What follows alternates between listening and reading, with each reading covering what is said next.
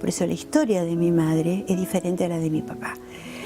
Cuando llegamos al puerto de Buenos Aires, eso yo ya no me lo acuerdo, porque esto habrá sido más que traumático. Después me cuentan que todas nuestras pertenencias quedan en la aduana de Buenos Aires.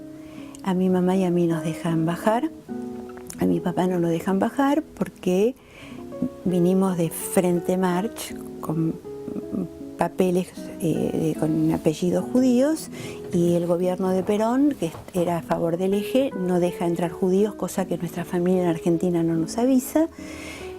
Todas nuestras pertenencias quedan depositadas en la aduana, y nosotros tres de vuelta, pagando el viaje de vuelta, y terminamos en Marsella.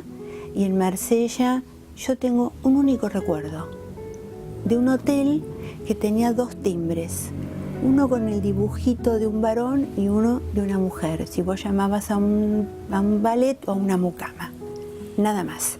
Sé que volvimos después, esto lo dice un poco mi pasaporte de tránsito a Bolivia, venimos vía Ezeiza, como decía, de tránsito nos dejan bajar, y sé que mis padres ahí con este doble viaje, viviendo un mes en un hotel, etcétera, se comen todos los ahorros, y yo tengo la imagen de mi papá abriendo la llave en un conventillo del 11.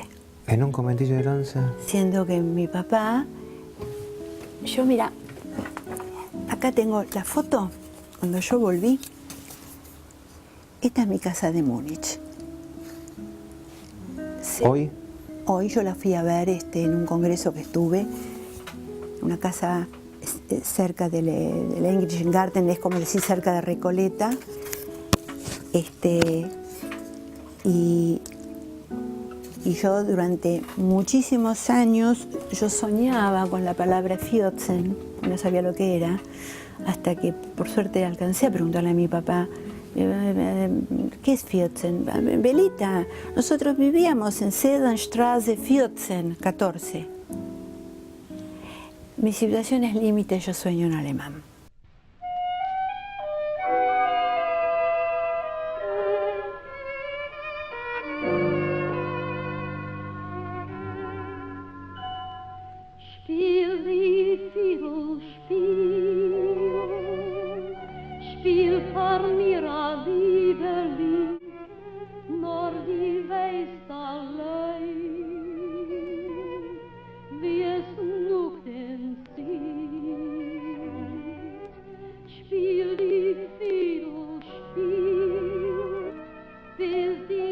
¿Cómo son tus recuerdos de los primeros años de tu vida?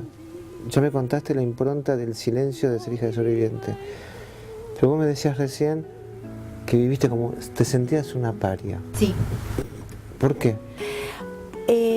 No sé si una paria, la palabra, yo era una apátrida, entonces yo nunca sabía si soy de aquí o soy de allá, y esto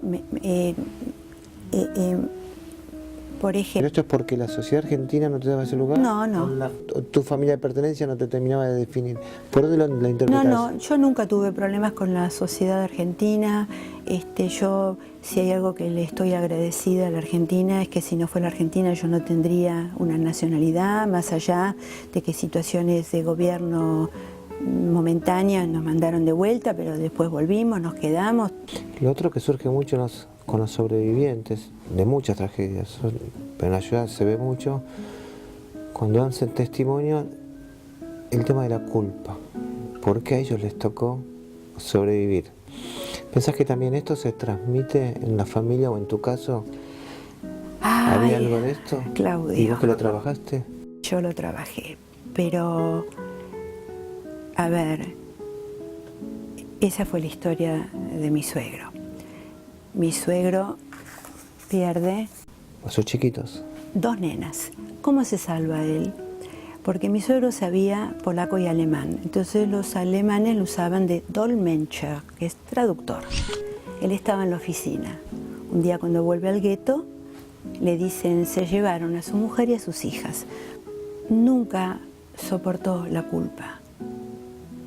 A pesar de que cartero llamó 2 veces, como la película. Nunca. No fue un padre amoroso. No pudo venir a nuestra boda. No podía disfrutar. Yo qué sé lo que pasaba por su cabeza. Fue duro, fue duro. ¿Sentís que tenés un mandato vos con el tema de la Shoah, de los sobrevivientes?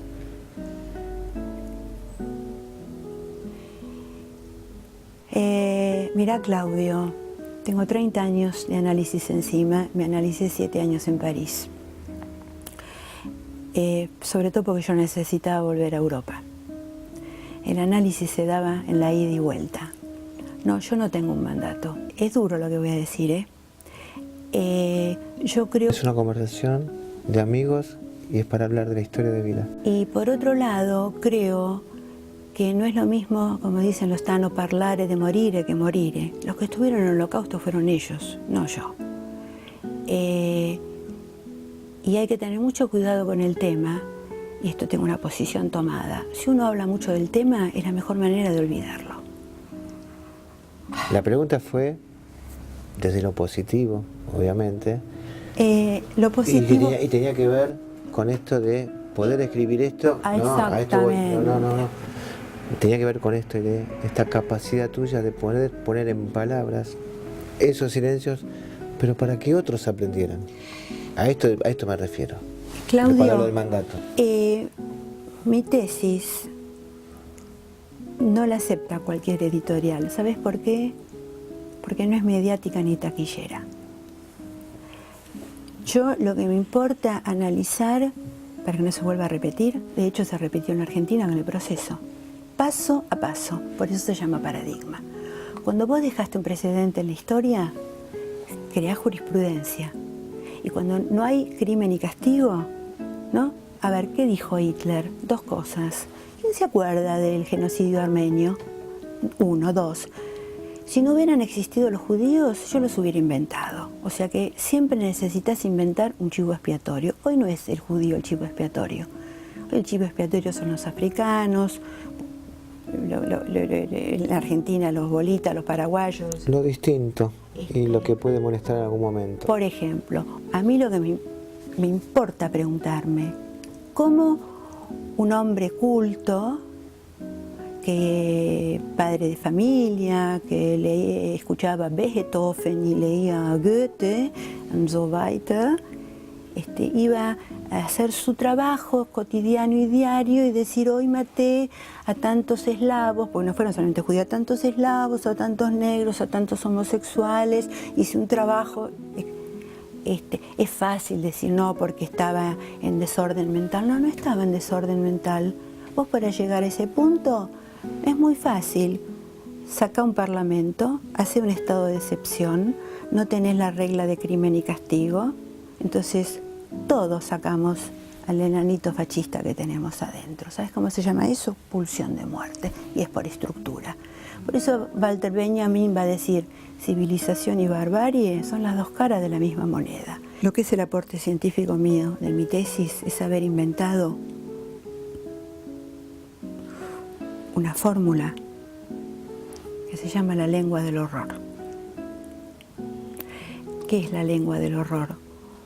Vos y yo estamos hablando. Podemos estar de acuerdo o no.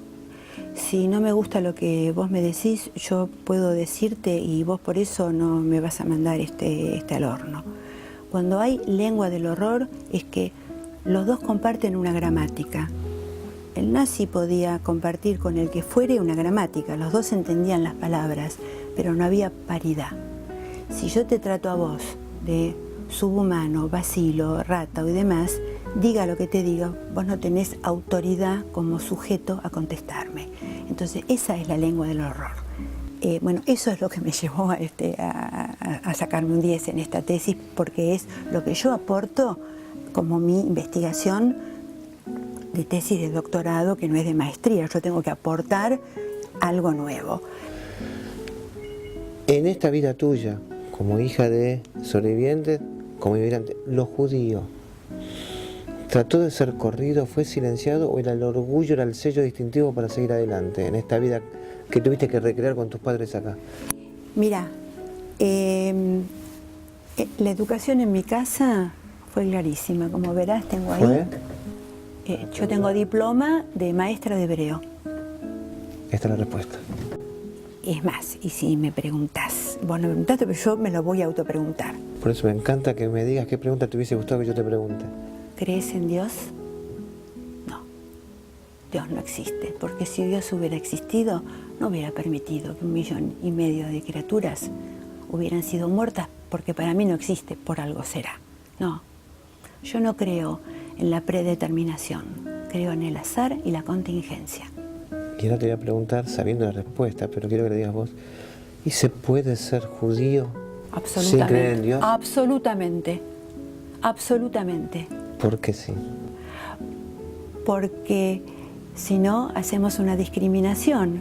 ¿Es judío solamente aquel que cree en Dios y que lleva los preceptos? ¿O es judío aquel que nace de un vientre de una madre judía? Y ahora sí, la última pregunta. Hablamos de la falta de palabras y el llenar espacios con palabras. ¿Qué libro te gustaría escribir? ¿Hay alguno en la cabeza? Sí. Empecé a escribir una novela que se llama La otra vuelta. No, qué maravilloso. Y de nuevo te digo, es la primera parte de un programa que va a continuar.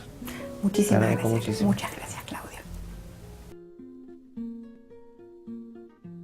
Esta fue la riquísima e interesante historia de vida de Bela Rubin, de quien podemos decir autora de su propia vida y memoria de sus padres, de sus suegros y de toda una generación de judíos sobrevivientes del Holocausto.